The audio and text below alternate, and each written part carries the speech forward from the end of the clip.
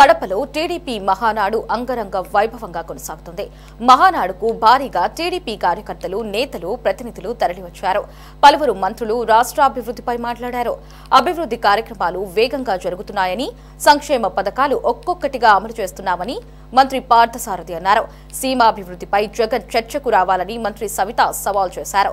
కడప జిల్లా అభివృద్ధి చేసేందుకు తెలుగుదేశం పార్టీనే అని మంత్రి సవిత స్పష్టం చేశారు.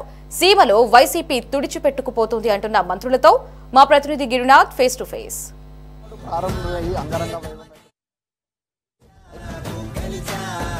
అసలు ఏం జరిగింది మనతో మాట్లాడితే మహానాడు ప్రారంభమయ్యి అంగరంగ వైభవంగా అయితే కొనసాగుతున్న పరిస్థితి అయితే ఉంది. అయితే ఇవాళ ఎలాంటి తీర్మానాలు తీసుకున్నారు, అసలు ఏం జరిగింది మనతో మాట్లాడడానికి ఐఎంపీఆర్ మినిస్టర్ అయినటువంటి గొలుసు పార్థసారథిగా ఉన్నారు. సార్ చెప్పండి సార్, ఇవాళ ఎలాంటి తీర్మానాలు తీసుకున్నారు? ఫస్ట్ రాష్ట్రానికి ఉపయోగపడే పాలసీస్, రాష్ట్ర భవిష్యత్తుకి, సమాజంలో వివిధ వర్గాలకి మేలు జరిగే పాలసీస్ ఈరోజు చర్చకు వచ్చినాయి.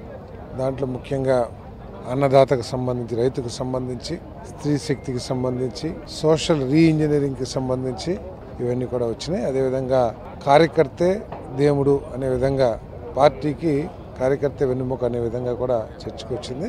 ఇవన్నీ కూడా భవిష్యత్తులో ఈ రాష్ట్రానికి మేలు చేసే కార్యక్రమాలు. సార్, అంటే ఎప్పుడూ లేని విధంగా కూడా సరే మొదటిసారి కడపలో అయితే ఈ మహానాడు చేస్తున్నారు. అంటే జగన్మోహన్ రెడ్డికి పూర్తి స్థాయిలో కూడా చెక్ పెట్టడానికి అనుకోవచ్చా? మహానాడు ఒక్కొక్కసారి ఒక్కొక్క ప్రాంతంలో చేస్తారు. ఇంతకుముందు రాయలసీమ అంటే తెలంగాణలో చేశారు, ఇప్పుడు కడపలో చేశారు. రాయలసీమలో గతంలో ఎప్పుడు లేని ఘన విజయాన్ని ఈసారి తెలుగుదేశం పార్టీకి, కూటమి పార్టీలకి అందించారు ప్రజలు. సో దాన్ని దృష్టిలో పెట్టుకుని కానీ నాయకులు కోరిక మేరకు కానివ్వండి ఇక్కడ అరేంజ్ చేస్తారు. అంటే మంత్రి రోజా కూడా మాట్లాడుతూ పూర్తి స్థాయిలో తెలుగుదేశం ప్రభుత్వం అప్పులు పాలు చేసేదానికే చూస్తున్నారే కానీ ఎటువంటి అభివృద్ధి కార్యక్రమం ఏదైతే సూపర్ 6లో ఒక్క పథకం కూడా అమలు చేయటం లేదనేసి కూడా. ఏమన్నా కళ్ళుండి మాట్లాడుతున్నారా, అవగాహనతో మాట్లాడుతున్నారా, లేకపోతే ఏదో మాట్లాడాలి కాబట్టి మాట్లాడుతున్నారా? ఇప్పటికే ఎన్టీఆర్ భరోసా 4,000కి పెంచాం, దీపం పథకం ఇస్తున్నాం, అన్నా క్యాంటీన్లు ఇస్తున్నాం. అదేవిధంగా టైటిలింగ్, ల్యాండ్ టైటిల్ యాక్ట్ ఏదైతుందో అది రద్దు చేశాం. రేపు స్కూల్స్ ఓపెన్ చేసే లోపల తల్లికి దీవెన ఇవ్వబోతున్నామని చెప్పాం. ఆగస్టులో ఆర్టీసీ, ఇవన్నీ తెలిసి కూడా ఏదోటి మాట్లాడాలి, మనకు ఒక పత్రిక ఉంది దాంట్లో పడుతుంది అనే విధంగా రాస్తే అది ఇంకా ప్రజలు మొన్న ఇచ్చిన తీర్పుకి వాళ్ళ పనితీరులో మార్పు తెచ్చుకోకపోతే వాళ్ళు దేవుడే కాపాడాలి. చూసుకున్నట్టయితే మాత్రం ఇవాళ అనేక తీర్మానాలు అయితే చేసుకునే పరిస్థితి అయితే కూడా ఉంది. అయితే ఈ తీర్మానాల్లో ప్రజల సంక్షేమ అభివృద్ధి ఎజెండాగా కూడా సరే సంక్షేమాలు తీసుకువెళ్ళే విధంగా అయితే తీర్మానాలు చేస్తున్నామనేసి కూడా గొలుసు పార్థసారథి గారు చెప్పిన పరిస్థితి ప్రస్తుతం మహానాడు 2025 మహానాడు కడపలో అంగరంగ వైభవంగా జరుగుతున్న పరిస్థితి అయితే ఉంది. అయితే మొదటి రోజు ఎలాంటి తీర్మానాలు తీసుకున్నారు, అంటే ఎలాంటి జోష్ను కార్యకర్తలు నింపారు అనే అంశంపై కూడా సరే మనతో మాట్లాడడానికి మంత్రి సావిత్రి గారు ఉన్నారు. మేడం చెప్పండి మేడం, అసలు ఈరోజు మొదటి రోజు ఎలా జరిగిందంటమ్మా? చాలా బాగా జరిగింది. మేము ఊహించిన కన్నా ఎక్కువగా తెలుగుదేశం పార్టీ కుటుంబ సభ్యులు పాల్గొన్నారు. మరి మేము ఇన్విటేషన్ పంపించింది తక్కువ, మేము బహిరంగ సభకు రమ్మన్నాం. కానీ వాళ్ళలో ఉన్న ఉత్సాహాన్ని కంట్రోల్ చేసుకోలేక ఎప్పుడెప్పుడు చంద్రబాబు నాయుడు గారిని చూద్దాం, ఎప్పుడెప్పుడు లోకేష్ గారిని చూద్దామనే ఆశతో ఈరోజు ఇక్కడికి వచ్చారు. చాలా విజయవంతమైంది. అదేవిధంగా మంచి తీర్మానాలు కూడా జరిగాయి. మరి ముఖ్యమంత్రి గారు అహర్నిశలు పార్టీ కోసం, మన యువగలం అధినేత పార్టీ కోసం అందరూ ఇక్కడికి వచ్చారు. రేపటి రోజు కూడా భారీ సక్సెస్. మరి మహానాడు 29వ తారీఖు బహిరంగ సభ కూడా దిగ్విజయంగా పూర్తి చేస్తామనే విషయం కూడా తెలుసు. ప్రభుత్వం వచ్చి 11 నెలలు అవుతున్నప్పుడు కూడా సరే ఇప్పటివరకు సంక్షేమ పథకాలు అమలు కాలేదంటూ కూడా ప్రతిపక్షం ఆరోపిస్తున్న పరిస్థితి. మేము ఎన్నికల సమయంలో ఏదైతే మాట చెప్పామో 4,000 పెన్షన్ ఏప్రిల్ 1వ తారీఖు నుంచి ఇస్తామన్నాం, ఇవ్వడం లేదా? ఇంటి దగ్గరకే ఇస్తామన్నాం, ఇవ్వలేదా? పెన్షన్ విధానాన్ని మొదలైందే తెలుగుదేశం పార్టీ అన్న నందమూరి తారక రామారావు గారు మొదలుపెట్టారు. ఆ రోజు నుంచి 200 ఉన్న పెన్షన్ని 75 రూపాయలతో మొదలైంది, 200కి వచ్చింది. 200 నుండి 1000 రూపాయలు పెన్షన్ చేసింది చంద్రబాబు నాయుడు గారు.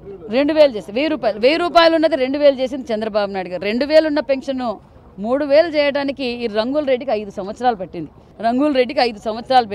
మేము ఎన్నికల సమయంలో చెప్పాం, ఏప్రిల్ 1వ తారీఖు నుంచి 4,000 పెన్షన్ ఇస్తామన్నాం, 4,000 పెన్షన్ ఇచ్చాం.